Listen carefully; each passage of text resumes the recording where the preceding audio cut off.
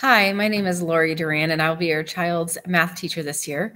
I teach both Algebra 1 and Geometry, and this video will be going over the information for both of the classes. So just to get a little started here, just a little bit about myself. I am a West Sider for life. I graduated from Ben Davis High School, went on to get my mathematics degree from Marian University, along with my secondary education endorsement.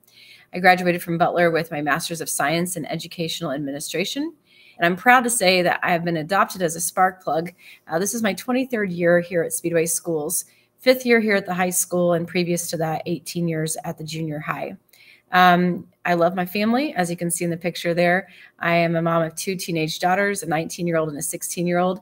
So when you say that things are tough raising teenagers, I totally get it, as I have 2 of them myself, and it has its joys and definitely has its challenges along the way. I'm an avid IndyCar fan. My husband actually works over at the Indianapolis Motor Speedway, so we enjoy racing, and I'm also a part of our leadership team at the West Indy Winds Community Band. So let's go on to the specifics of the class. First of all, materials that are needed are pencils, obviously, because we're in math class. We will make mistakes, and so it's important to be able to erase those. Having a backup eraser is also good. I had a wonderful donation of a bunch of binders from several of my friends and family. So every single student was provided a binder on the very first day of school.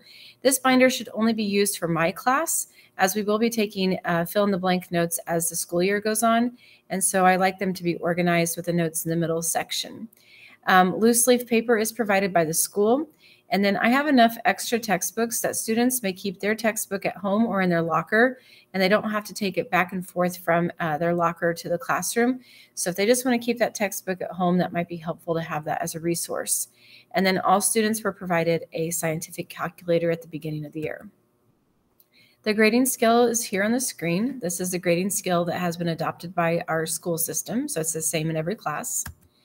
And then my weighted scale is 60% for assessments and 40% for homework and in-class assignments.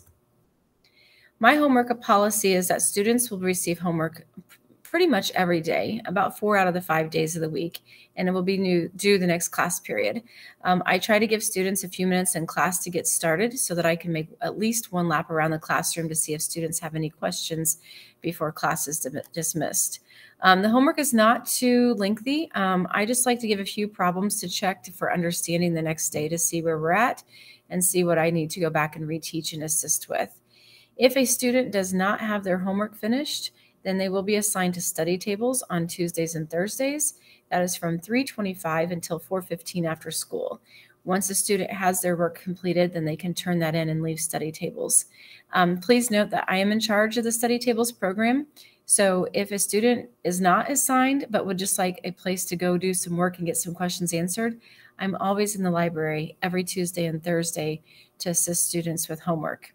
If a student does turn in an assignment late, not absent, but just late because they failed to complete it on time, then there will be a 10% deduction from their grade.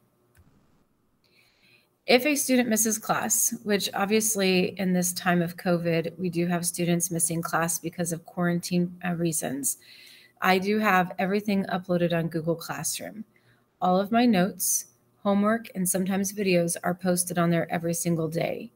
If a student is going to be gone for an extended period of time, the student may join the class live via Google Meet.